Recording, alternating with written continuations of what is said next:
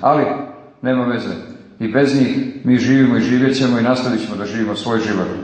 Republika Srpska ima po nama socijalistima sigurnu budućnost uz jedan vrlo važan uslov koga moramo ispuniti, a to je da sve svoje raspoložive kapacitete stavimo u funkciju ubrzanog ekonomskog rasta svake lokalne zajednice i cijele Republike. Zato nam treba lokalna vlast koja će biti snažno povezana sa institucijama Republike Srpske.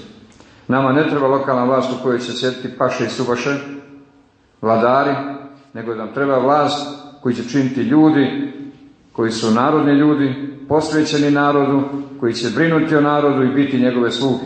Takve ljude birajte, nemojte birati druge. A vi znate kakve ste vladare ovdje imali i kako se ponašali za vrijeme svoje vladavine.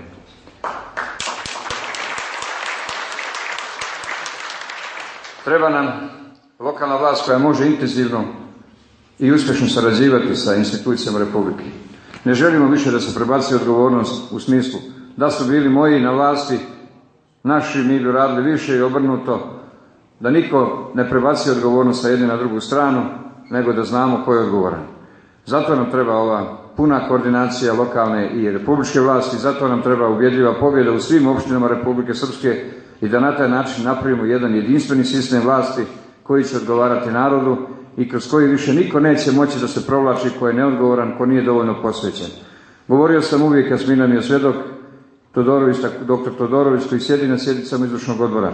Svi kadrovi Socijalističke partije koji ne mogu ispuniti zadatke koje mi pred njih stavljamo, da rade, da prave rezultate u svojim oblastima, bit će zamijenjeni onima koji to mogu. I to treba da bude politika svake stranke, i to treba svi da uradimo, zato što važne poslove u ime države treba da rade oni koji su uspješni, koji su maksimalno spremni da se posvete. Samo na taj način možemo ostvariti rezultate i da se Republika Srpska brže razvija i bitno mijenja. I u tom smislu ja hoću da vam naglasim da ćemo u narednom periodu uložiti dodatne napore da ekonomski snažimo Republiku Srpsku kroz razvoj onih privrednih aktivnosti koje se mogu ubrzano razvijati. Prije svega to je sektor energetike. Na mnogim rijekama Republike Srpske danas se izvode radovi na izgradnji malih hidroenergetskih objekata. A jedan veliki je završen i mi ćemo utorak svečano, zvanično pustiti u rad termoelektranu u koju je utrošio investitor negdje skoro milijardu maraka. To je najveća investicija u ovom regionu od unazad 30 godina. Posljednji objekat je bila hidroelektrana Višegrad, a prije toga su bile negdje 80. godina termoelektrane Gacko i Ugljevik.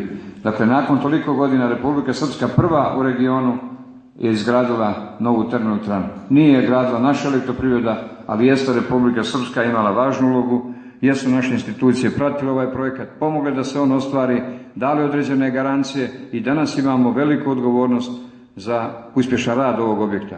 Ako on ne bi uspješno radio i poslovao, velike probleme bi imali i mi u Republici Srpskoj. Prema tome, neka neko ne misli da je ovo građeno bez nas, nego je ovaj projekat realizovala Republika Srpska u saradnji sa dobrim partnerom. Taj partner će intenzivno već proljeća nastaviti da radi i gradi hidroelektranu Ulog kod Kalinovika, 37 MW instalisane snage, i to će također biti jedna nova velika investicija koja će jako pomagati ili pogodovati opštini Kalinovik, ali i širem ovom regionu, imajući u vidu da je opština Kalinovik mala opština, ali sam uvjeren da će mnoge firme iz Foče moći na izvjestan način naći načina da budu uključene u realizaciju ovog objekta. I pored toga ima još više različitih projekata. Ima i nekoliko hidroelektrana koje su planirane da se grade na rubu.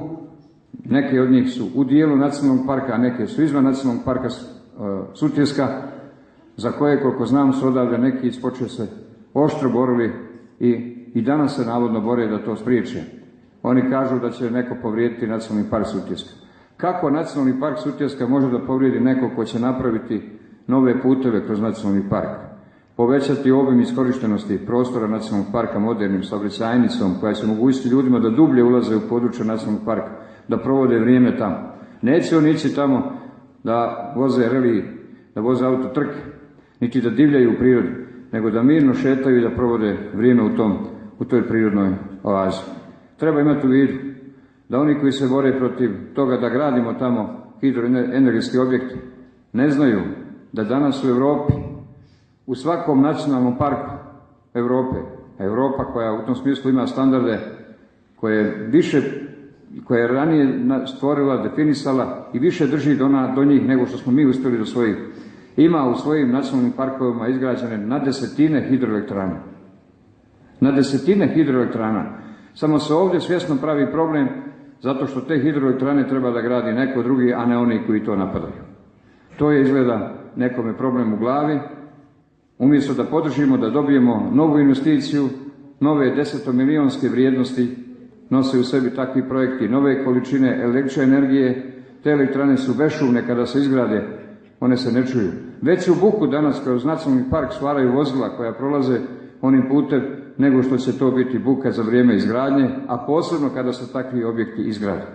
I razna društva, ekološka društva, vrlo često nastupa iz pozicija da se bune protiv toga kao zagađuje se čovjeka okolina.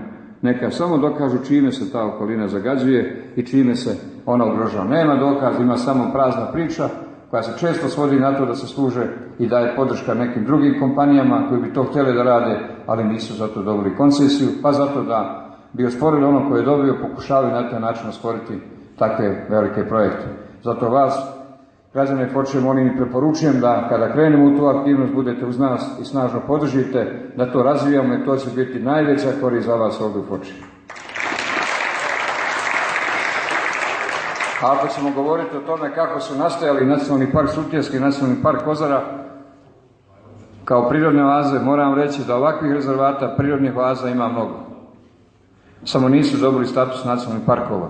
Ova dva su dobili zbog istorijske uloge koju su imali u periodu prethodne Jugoslavije i zbog velikih bitaka koje su se desile u tim planinama i na Kozari i ovdje na Sutjesci. I zbog toga je to dobilo jednu dimenziju, prije svega političku, idejnu, a onda nakon toga, zahvaljujući jakom utjecaju države, to je onda dokazano i uspjelo se obezbediti da to dobije dimenziju nacionalnog parka, što je jako dobro, korisno, jer na taj način možemo da kažemo da smo područje koje brine o okolini, koje ima takva prirodna bogatstva da mogu da budu svrstane u kategoriju nacionalnih dobara te vrste kao što su to dobra i u drugim državama.